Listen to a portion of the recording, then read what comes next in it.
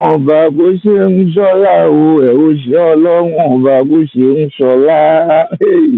àṣebá ọlọ́run ṣe ń gbàdúrà rè. ẹjọ́ ẹ bá mi pèrò wọlé, ẹ bá mi pèrò wọlé. I have good news for you. mo ní good news fún yín o. bó dẹ̀ ṣe máa rí nìyẹn lágbára ọlọ́run Èdùmàrè.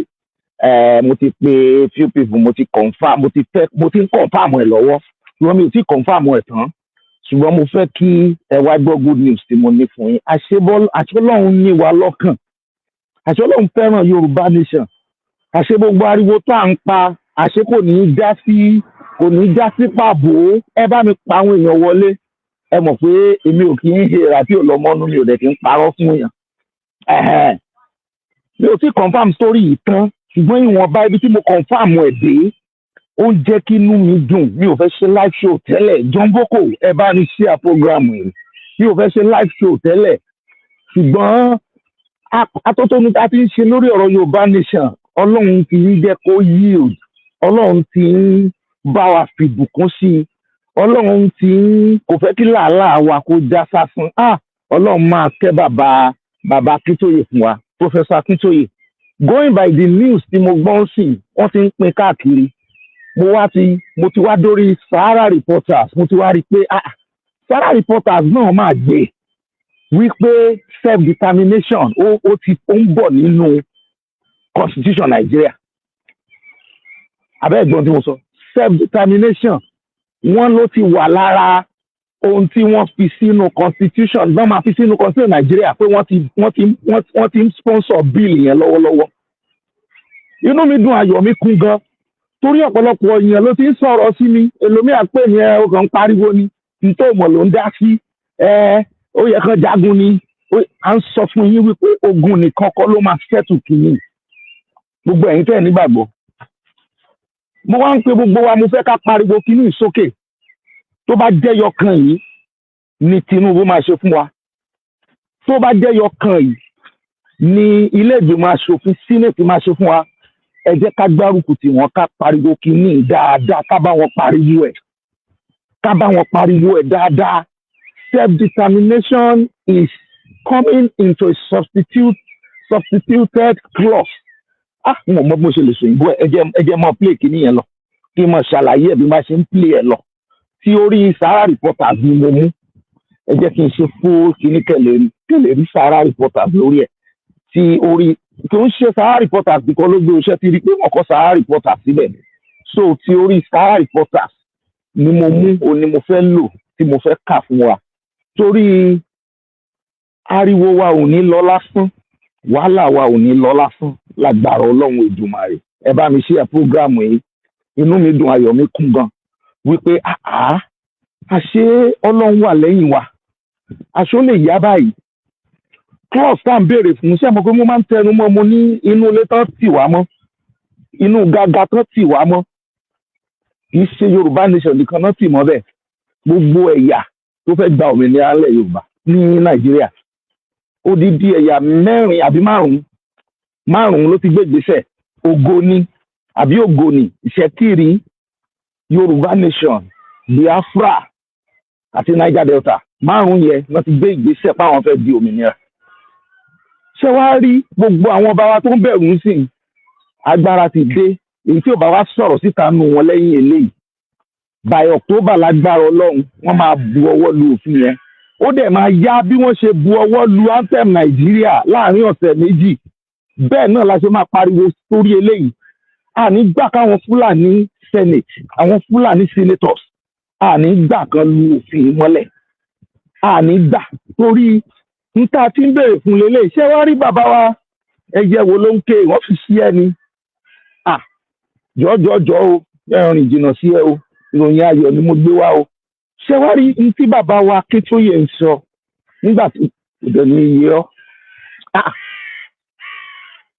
ṣé ìròyìn ló wá, ṣé ìròyìn tó náà dùn inú ẹ̀ dùn fún òyìn ni. ó dáa, yóò yí ọ́ ńgbà náà, ó dà pé inú ẹyẹ yẹn gan dùn. inú ẹyẹ yẹn dùn ni o. yóò yí ọ́. ó gbọ́rò yín ayọ̀. ó dẹ̀ ń tẹ̀lé mi kiri. inú mi ń dùn, mo ní good pimples. ṣé mo gbọ́ àwọn gbogbo èyí tẹ̀ ń bínú pé àwọn Afẹ́nifẹ́re wọ́n wá restructure ṣé ẹ rí pé bàbá Akíntóyè ń tán sọ ni wípé ẹ jẹ́ káwọn tó wá restructure máa wá restructure wọn wọ́n ti lá máa padà sí regional báyìí máa ká kí nìyẹn máa pè ẹ́ mo fẹ́ kí àwọn èèyàn wọlé dáadáa ẹ bá mi share ẹ bá mi love mo lè má ráyè wo kíní tẹ̀ ń wò ń sìn ẹjọ́ self determination is coming bàbá Akóìkí ẹ mọ̀ wọ́rí mo ti dedicate nínú news tí máa jù lálẹ́ mo ti dedicate happy birthday fún yín ẹ kalẹ̀ yóò dáa fún yín happy birthday to you bàbá Akóìkí yóò dáa fún yín yóò ní wọ́ọ̀tì o wọn ò ní wọ́ọ̀tì láti Ọlọ́run ọ̀pẹ bí igi ọ̀pẹ bẹ́ẹ̀ ni gẹ́gẹ́ bí ọ̀rọ̀ tí mò ń sọ lọ news yẹn is a breaking news inú mi dẹ̀ dùn pé irú news yìí ó dé bá mi láyé ojú mi rí torí mo mọ̀ pé a ti gba Yorùbá nation mo máa ń sọ̀rọ̀ kan mo ní wọ́n dé wa mọ́ inú ilé tí ò ní ojú fèrèsé tí ò sì ní ẹnu ilẹ̀kùn wọ́n fi constitution Nàìjíríà 1999 òun náà fi tì wá gbogbo bá ṣe ń pariwo Yorùbá nation inú ògiri láriwo wá ń gbà jáde sí wọn létí ṣùgbọ́n ariwo yẹn ti wá pọ̀ tó bẹ́ẹ̀ gẹ́ débi wípé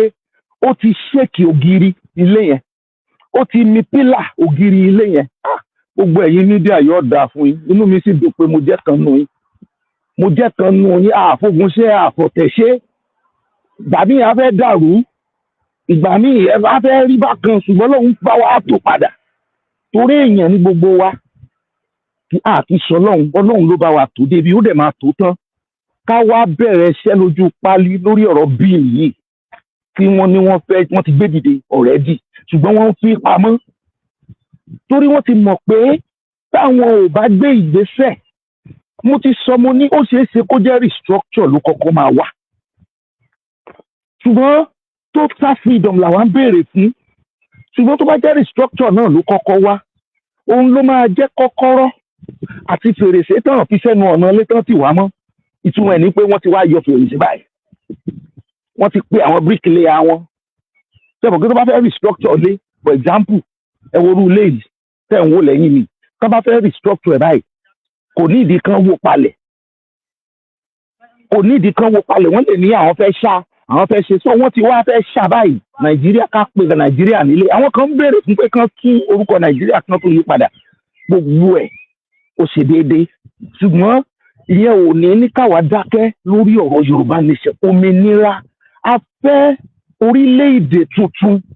la fẹ́. ṣé ẹ sì rí àwọn senators yìí àtàwọn olóṣèlú yìí Ọlọ́run àwọn náà lọ́lọ́run máa lò kò lè yé wọn ìgbà tọ́lọ́ máa lò wọ́n bọ́lọ̀ wọn ṣe lò wọ́n kò lè yé wọn ṣùgbọ́n àwọn náà lọ́lọ́ máa pàpà lò ẹ jẹ́ ń ka kínní ẹ jẹ́ ń kà kí n mọ́ pariwo jù kájọ kà á wọ́n ní National Assembly consider ẹ̀yọ̀ kìíní ìkúrò mo ń ṣe message kan bẹ́ẹ̀ jẹ́ n kọ́kọ́ show happy birthday ti bàbá Koiki ẹjọ́ ẹ bá ń wíṣì Koiki Media ní happy birthday ẹ bá ń ṣàdúrà fún Koiki Media kìíní tí ń fà sí ju jẹ́ stop ẹ̀ kí n kà á wọ́n ní part of the draft circulating on social media seen by Sahara reporters is titled a bill for an act of substitute the annexure to Decree 24 of 1999 with a new governance model for the Federal Republic of Nigeria. With a new governance model. Ìyẹn ni wípé ó dàpọ̀ àní sọ Yorùbá lónìí o àní sọ Yorùbá ẹ jẹ́ àkọ́kọ́ kàkí ní ìdílé nù torí kì í ṣe Sahara reporters nìkan ló gbé wọ́n ní a bill proposing ní sùúrù mọ́ padà okay National Assembly consider bill proposing kìíní ìjọba wẹ́rẹ́ o jẹ́ ń gbé lọ síbi tí màá ti rí kà inú mi ń dùn ní ẹ má bínú ẹ jẹ́ ń kúkú lọ síbi tí wọ́n kọ self determination sí ó ń lẹ rí yẹn ní 3 mo sálọ ìwé mi gan ní ìdìgbò yóò sáàpù tó ẹ bá ń kà jáde gbọ ẹ̀yin tẹ́ ẹ bá ń lògùn ẹ bá ń kà jáde ó kì í jẹ́ ń kúkú gbé wọlé àṣẹ kínní.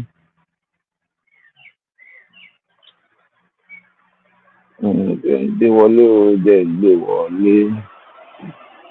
Mo ń bọ̀ o.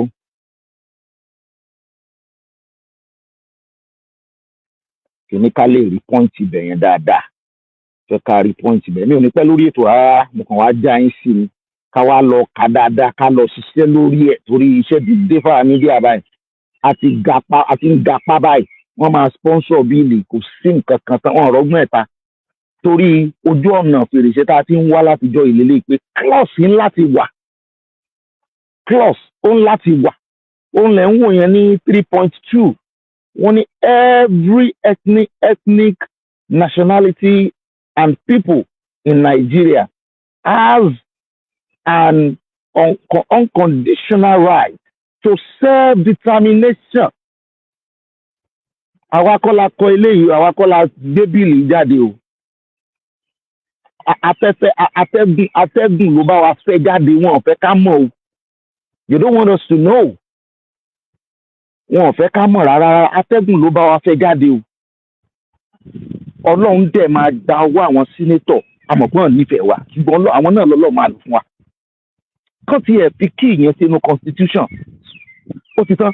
In fact, tí wọ́n bá fi kí ìyẹn lásán sínú constitution wípé self-determination kọ́kọ́ wọnú constitution. Then lókè ẹ̀ náà wọ́n tún kọ síbẹ̀ wípé regional, pé Nàìjíríà máa padà sí regional governance. Máa padà sí regional governance. In fact, mi ò tí ì study ẹ̀ rí i pé mo ń ká lòlù, mi ò tí ì study ẹ̀ tí mo fi wá sórí program because I am so happy. I am so happy about this development. I am so happy about this development. Wípé kí self-determination kó wọnú constitution wa. Wọ́n ti fún wa ní kí nìyẹn. Then ká padà sí regional governance àti súnmọ́ èbúté ayọ̀. Ni mo ṣe ń sọ fún wa wípé àlá nídìí àwọn processes kan tó jẹ́ wípé òun ló máa mú wa súnmọ́lé ìrìnàjò Yorùbá nation tá à ń rìn yìí. Tọ́pọ̀lọpọ̀ ò dẹ̀ believe wípé a lè gbà á láì jagun. Tó sì jẹ́ wípé àwọn olórí wa gan, àwọn politician, àwọn olówó yẹn, àwọn gan ò fẹ́ kó gun ṣẹlẹ̀. Àwọn gan ò fẹ́ kọ́tẹ̀ ṣẹlẹ̀. Ẹ wá wo ibi tọ́lọ́run ti wá ran àwa lọ́wọ́ dé, lóòótọ́ wọ́n ń pè wá lọ́lẹ̀. Ó ń jọ bí ẹni pọ̀ lẹ̀ ni wa. Àwa náà ń pera wa lọ́lẹ̀. À ń pera wa ní àgọ̀. A ní ìran Yorùbá gọ̀ aláàgọ̀. Àìmọye ọmọ Yorùbá ló máa ń pè sórí program tó máa ń yá àgọ̀. Ó dẹ̀ jọ bẹ́ẹ̀ lóòótọ́. Ṣùgbọ́n tí a gbàgbé ni wípé tí Ọlọ́run bá dá sí ọ̀rọ̀, tọ́lọ́run bá dá sọ̀rọ̀, èèyàn máa ń gọ̀ lóòótọ́ tó jẹ́ pé Ọlọ́run ló ń ṣiṣẹ́ lọ. Torí wọ́n ti sún wa dé ògiri. Wọ́n ti sún wa débi wípé èmi gan tí n bá rò tí n bá fẹ́ wá ṣe program mi ìgbà mi báyìí, ìrẹ̀wẹ̀sì ọkàn á dẹ̀ bá mi. Wípé ṣé a tún fẹ́ lọ máa repeat níta àti sọ tẹ́lẹ̀? Ṣé a tún fẹ́ lọ máa ṣe atótónu unnecessary repetition sóun láti ní mo tún fẹ́ lọ sọ lónìí? Mo máa ń ní sleepless time torí mo máa ń ronú ìwọ̀nba live shows tí máa ń wá sórí program wa ṣe, ó máa ń take mi ní a deep thought láti come out with fine colour. Ó máa ń fún mi ní deep thought, máa ń ronú ni. Ṣùgbọ́n ibi tí a mọ̀ ní wípé àwọn ẹ̀mí àìrí kan ń ṣiṣẹ́ fún wa, ó dẹ̀ tún lo àwọn Biafra, ó tún lò wọ́n fún wa. Ṣé báwa ò jagun? Ṣùgbọ́n àwọn pressurize. Ẹgbẹ́ òṣèlè tó ṣẹlẹ̀ lánàá, àwa ò fọwọ́ sí pé kán pààyàn o, orí ẹ̀rọ ayélujára la wà. A fọwọ́ sí kán pa àwọn iléeṣẹ́ ológun ò kì í ṣọ̀gá wa, wọn ń ṣọ̀tá wa, iléeṣẹ́ ológun Nàìjíríà ò kì í ṣọ̀tá wa. A fọwọ́ sí kán pa iléeṣẹ́ ológun. Ṣùgbọ́n plus or minus, ó kún ni ó fà ni. Kíní yẹn máa ń ti pressure. Àwa kọ́ ni wọ́n wá ń kọjú sí pàápàá. Self-determination lọ́nà òfin, lọ́nà ẹ̀tọ́ làwa ń wá. Àwọn ni wọ́n ń kọjú sí bẹ́ẹ̀. Kíní yẹn pressure yẹn ó ń ṣiṣẹ́. Ó kàn dàbí bí Tinubu ṣe lo Yorùbá nation, tó lo orílẹ̀-èdè Yorùbá, tó fi pressurize Buhari. Pé tí ò bá ṣe normal pẹ̀lú orílẹ̀-èdè Yorùbá, tó bá ṣe yánmayàmá, bí ọ̀rọ̀ àwọn Biafra ṣe rí fún wa nìyẹn. bí ọ̀rọ̀ àwọn Biafra ṣe rí fún wa gangan nìyẹn. Kíní gan ló tún wá ń justify pé ìrìn àjò tí bàbá Akíntóyè pọ̀nlé tán mú wa gbà tán lídìí wa lọ, ìrìn àjò tí Chief Sunday Igboho pọ̀nlé tán lídìí wa lọ, wọ́n á tún Sunday Igboho lẹ̀ wọ́n lọ́pṣọ̀n torí ó ti fojú hàn, ó ti hàn gbangba báyìí wípé àwọn tó ń ba Nàìjíríà jẹ́ gangan àti mọ̀ wọ́n ń tó mú wọn tú pírẹsidẹ́ǹtì fún Miyetti Allah sílẹ̀. Mo tún gbé ti nìjẹ́ ìwọ ibo oyè ọ̀nbọ. Ó sì ní gbọ́dọ̀ yóò gbọ́n tó ń sọ ẹ tún gbé ti Nàìjà wọ̀lú òyìnbó. Well, bó ṣe mo ṣe ń pariwo ó ká mi lára ni ojú títì mo àwọn ń wò mí ni pé kí ló ń ṣe bọ̀bọ̀ ẹ̀ ó ń ká mi lára.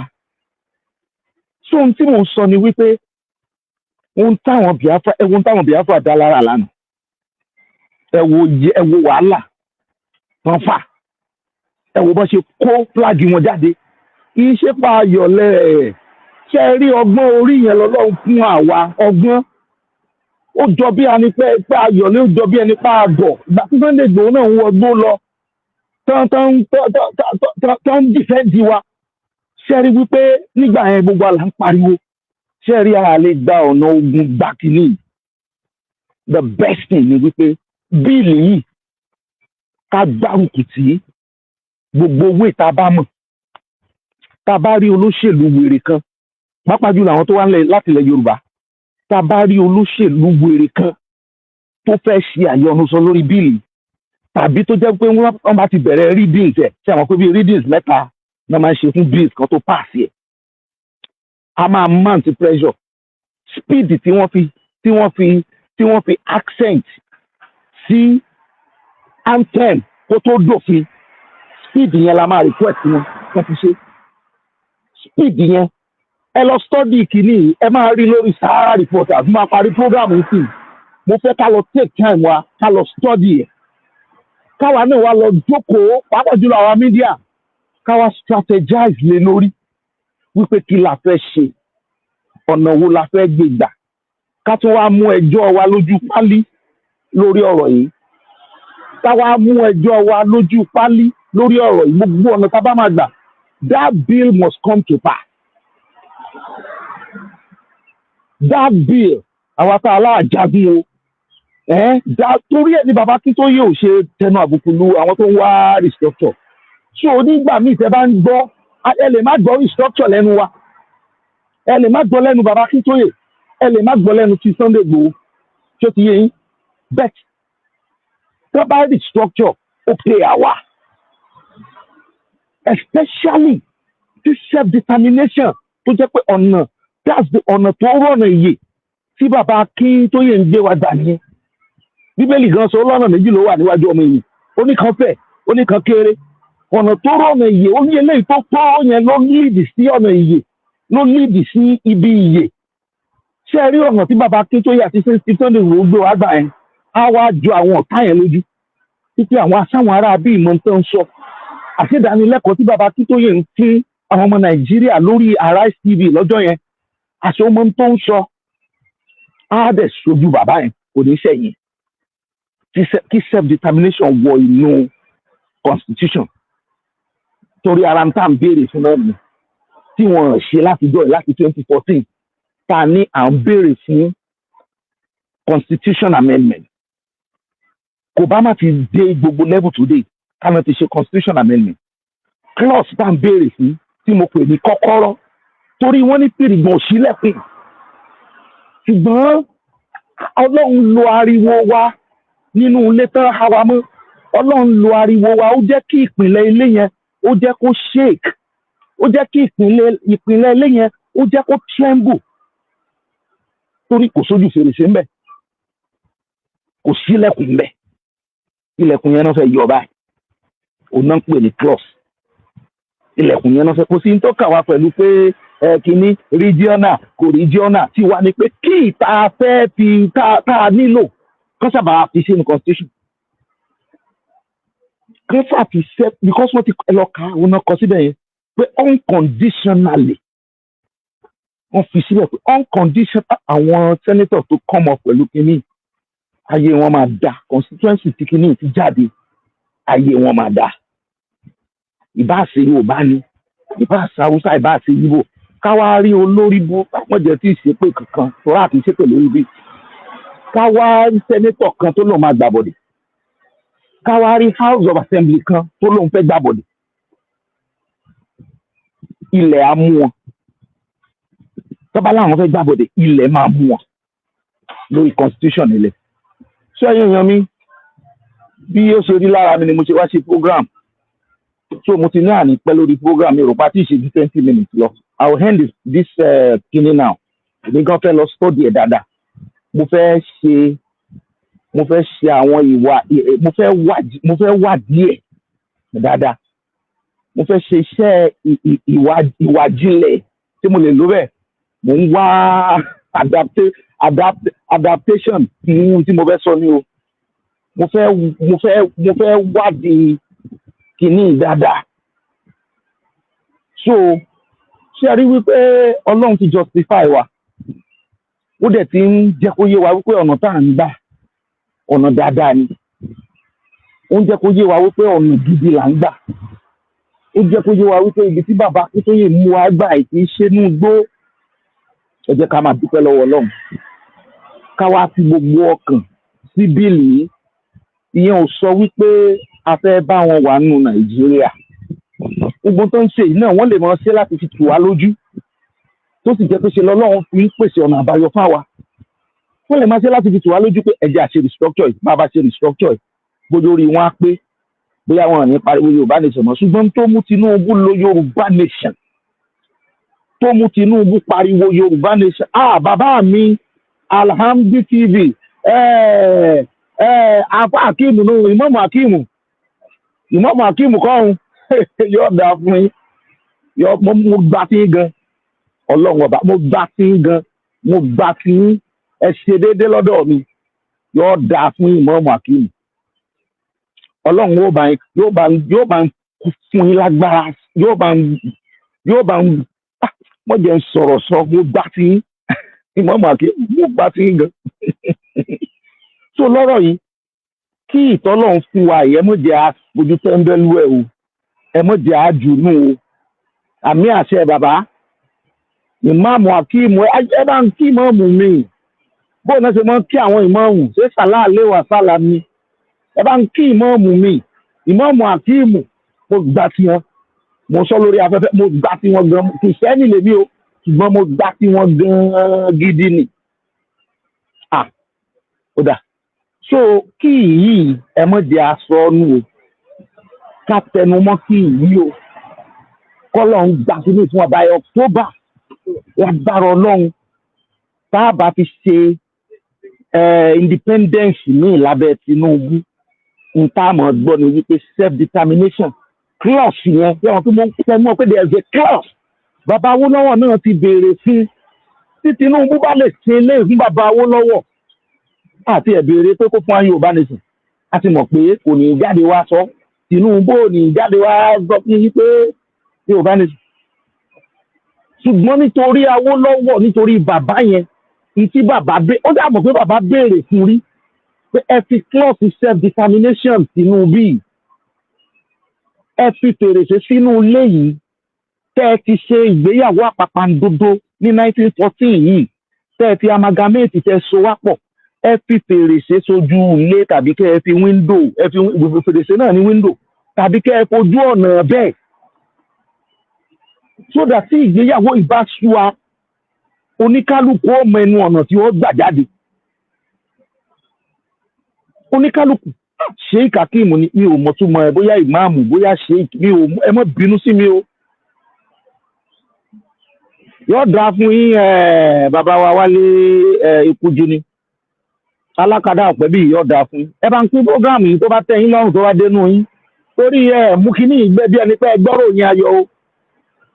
mú bẹ́ẹ̀ bí ẹni gbẹ́ mọ̀ pé ròyìn ayọ̀ lọ́lọ́run fún wa yìí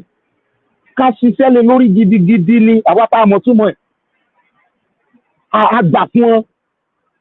kán ṣàṣe by Independence Day ó ti tẹ́ àwọn Fúlàní lọ́rùn kó tẹ́ àwa náà lọ àwa nìkan kọ́ ló ṣe fún ẹ wà á rí nta dà lára tó bá ti di àbádòfin tán tí Tinubu fún ara ẹ fọwọ́ sí Awólọ́wọ̀ ó mọ ìyìn níbi tó bá wà ní Awólọ́wọ̀ ó mọ ìyìn níbi tó bá wà ní wípé n tí mo béèrè fún tán dì náà ni nígbà tí mo wà láyé n tí mo béèrè tí mo bá àbíkú èso tí ó gbà ni wọ́n wá fi sí òfin kí ìyẹn ó fi síbẹ̀ ìwọ ló fún àwọn ọmọ Yorùbá ní kí wípé ó yá kí rèé kán fi self determination síbẹ̀ wọ́n lè fi regional tù wá lójúmọ́ níbi tá a bá dé yìí wọ́n ti delay rẹ̀ tipẹ́ wọ́n ti delay rẹ̀ tipẹ́ wọ́n lè fi regional tù wá lójúmọ́ òmìnira proper láfẹ́ ṣùgbọ́n á tì wọ́n débi tán fọwọ́ síwèé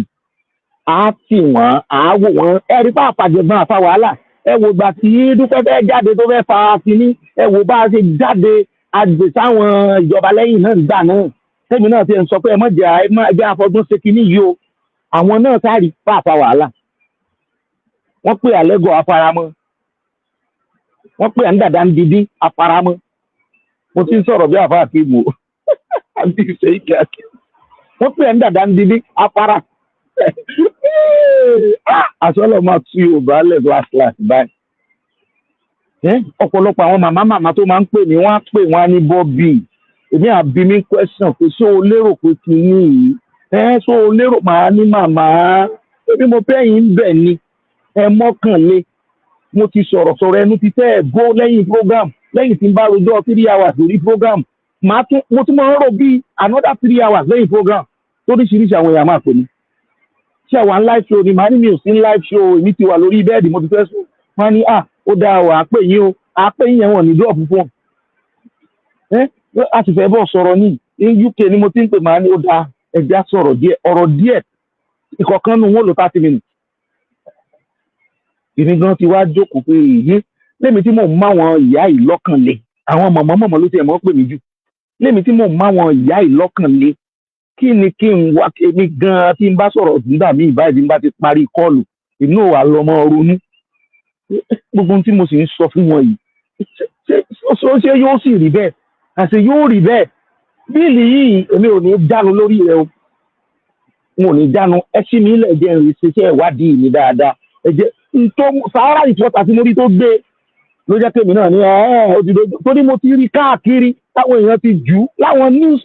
house tí mo believe nínú wọn gan tó máa ń tàn kì í gbé ìṣá àwọn tàn kì í gbé news ìsọnù tàn kì í gbé fake news mo ti rí ṣùgbọ́n mo sọjú nù àgbà tí mo wá rí pé 60 minutes ago Sahara Reporter ti gbé ó dá àwa náà gbé ìta ń fẹ́rẹ̀ ara kí ìta ń wá rèé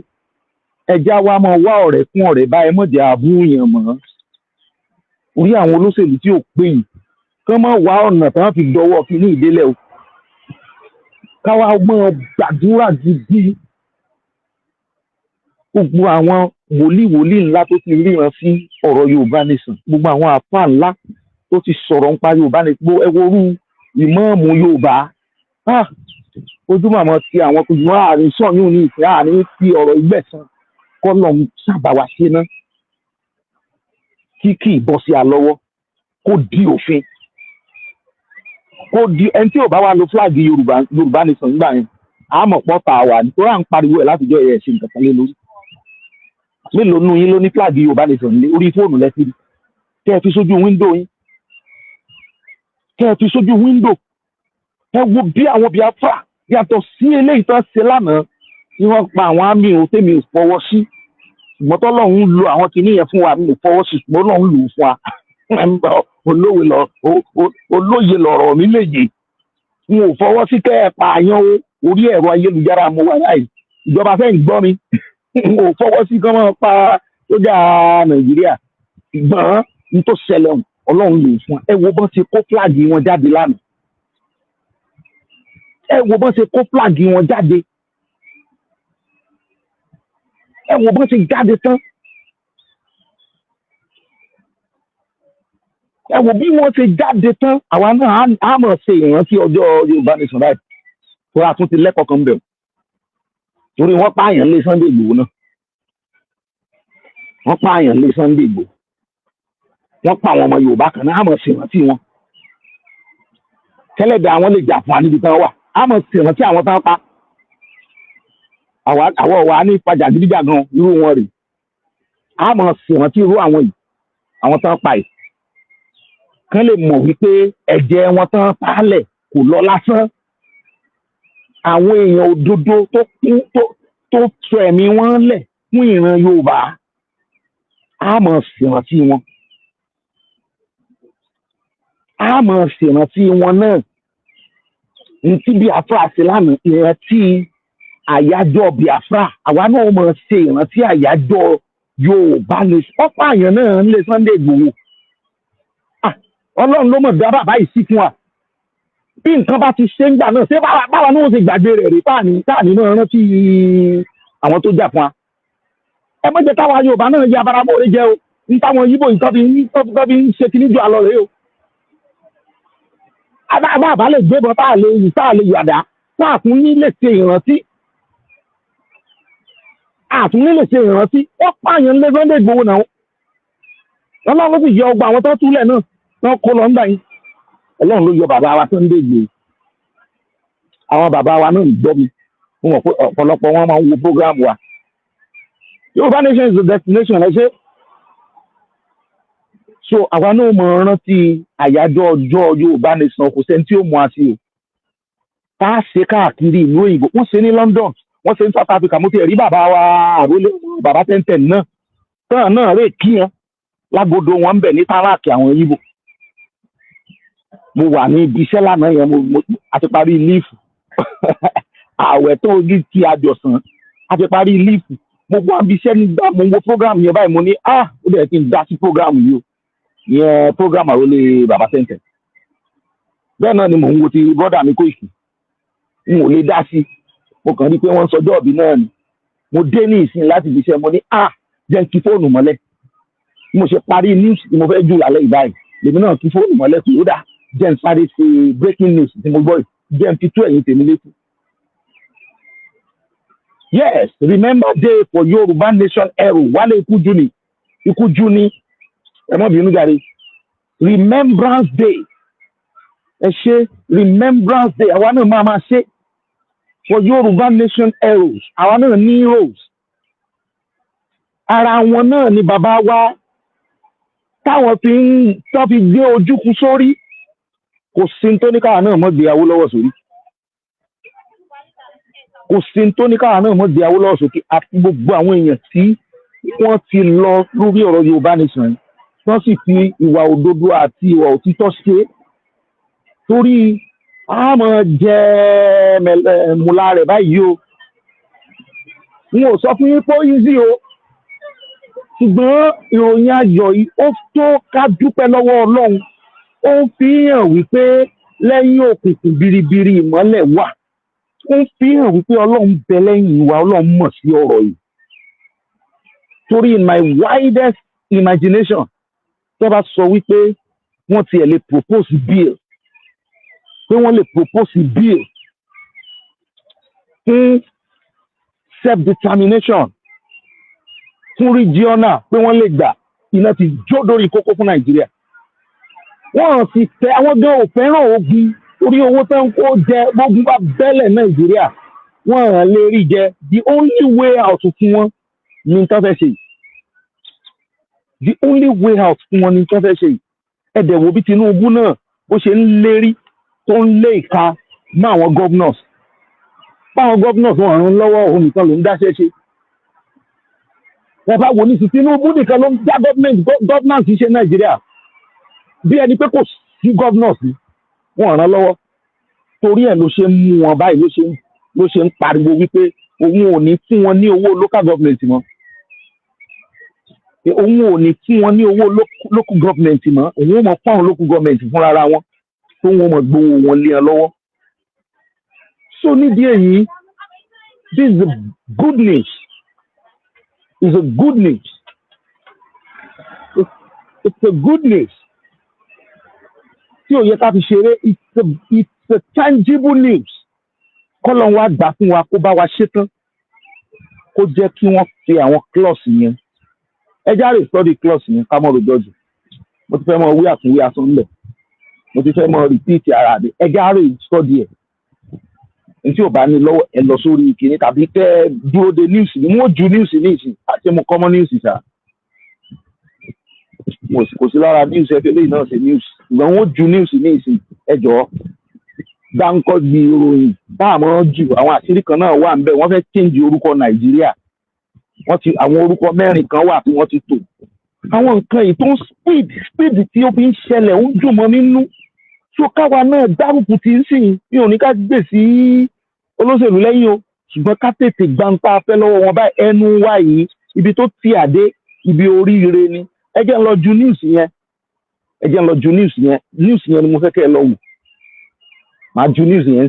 nísinsìnyí bá ti kúrò lórí program ẹ ṣé gan God bless you I love you all